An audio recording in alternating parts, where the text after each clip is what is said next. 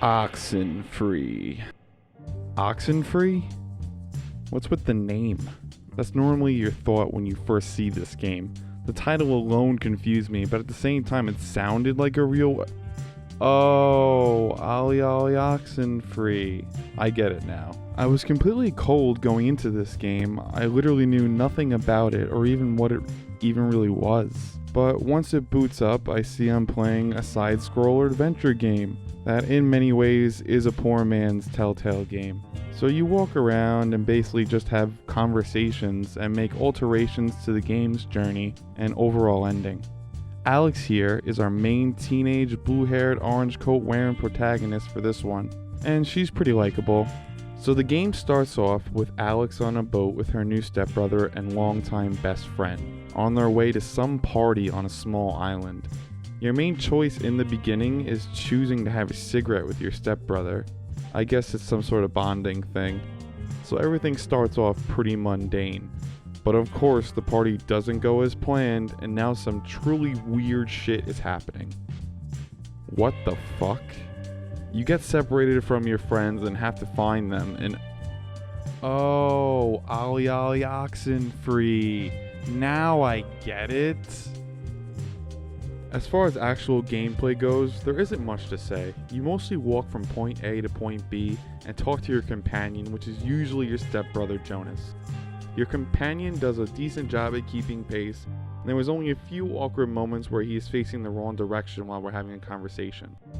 There is some very light puzzle play, which could have been a lot more interesting, to be honest.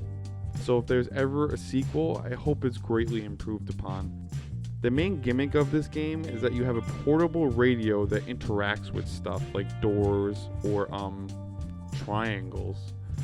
You can even use it to listen at information signs to listen to the history of the island. This island has had many owners. Portuguese explorers, Spanish settlers, but few stayed long, preferring the ranch work offered by the mainland. Or just listen to some weird ass radio stations. What was our job going to be exactly?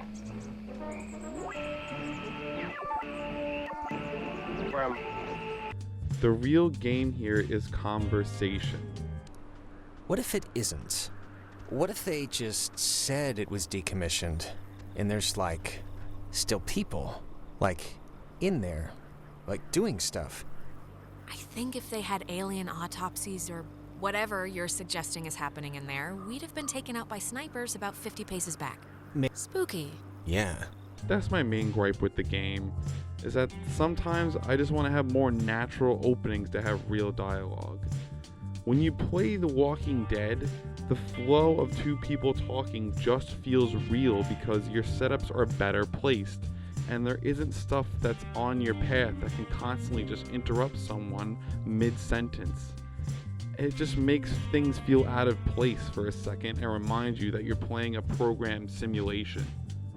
It's not a huge issue, it just makes me have to stop a lot and talk out either really genuine sounding shit or forced teenage angst bullshit. It was a horse ranch or a horse farm, but that makes it... Okay, are you still out of it? I shouldn't be paying any attention to this, No, right? this is... I can't believe you don't remember this. A year ago, out in Salem, we took over a stable and our band played, and you ditched that test again, right? To bring us a new amp? Because during the sound check, we blew ours. None of this is sparking any... What about tonight made this pop into your head? The characters are all scared by the situation, but just talk a little too casual sometimes. I don't need to be reminded that you go to school and you're kids. Just react to what's happening because this is some crazy fucking shit. I could talk about all the characters individually, but I feel like the less you know about the game, the more interesting it is. But here's the breakdown. Jonah is your sorta annoying, sorta cool stepbrother. Ren is your annoying best friend. Clarissa is your annoying friend who isn't really your friend, she's just a bitch. And then there's Nona. Oh, did I mention the ghosts? Your reactions and feelings to characters are mostly up to what things you make Alex say. And this will affect everyone's outcome way more than I thought it was going to.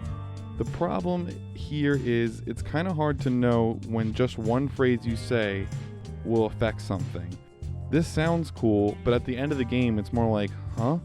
One main thing I will give away is that Ren likes Nona, and there is one, maybe two moments where you can make them get together.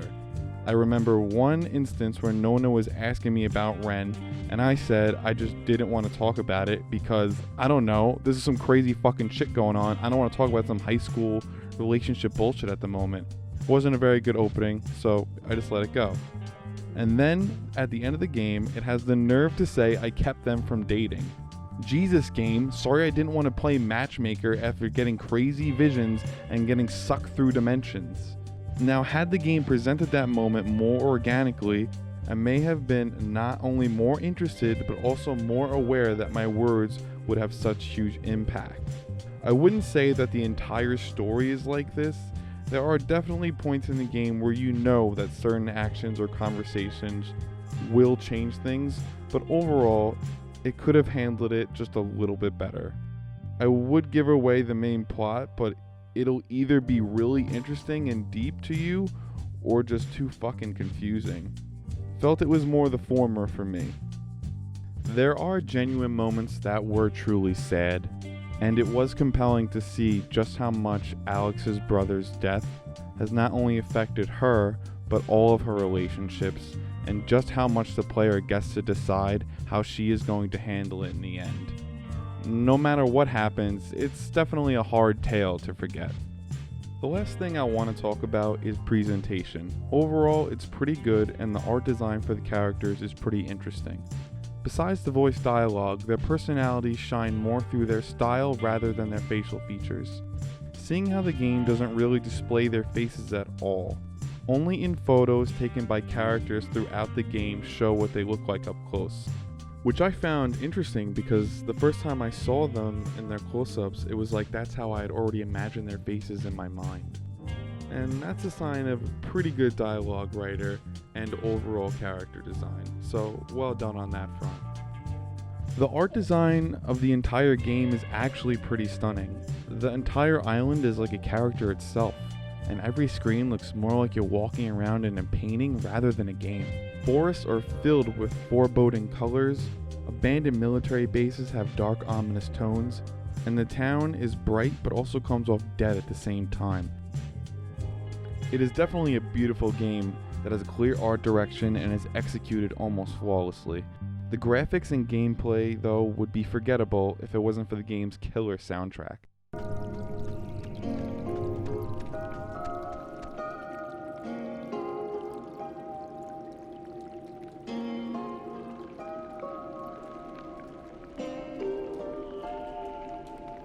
The music is a mix between sci-fi horror and 80s synth, and it strikes a good balance at making something unique.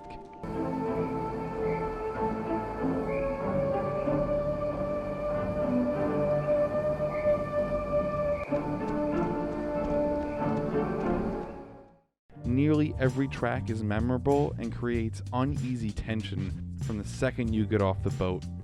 I had no idea what this game was even about, but the music just made me feel very uneasy.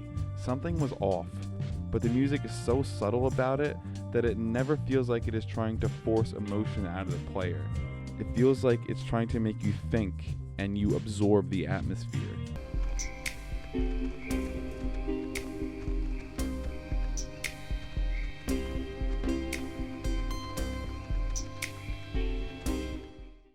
It is a shame that some of the lighter toned dialogue feels so forced, otherwise this game would have been much more engrossing. Overall, Oxenfree is a good game. Sure, it has its issues, but I don't regret playing it and making it through to the end. The relationships that the player builds through Alex are worth experiencing because each one is so different from the other one that it's almost impossible to not develop feelings or opinions about each of your friends at some point. It may be cheesy at times, but in the end, the developers pulled off what they were going for. A sci-fi horror coming-of-age story. I may even go back to it someday to see if I can get a different ending.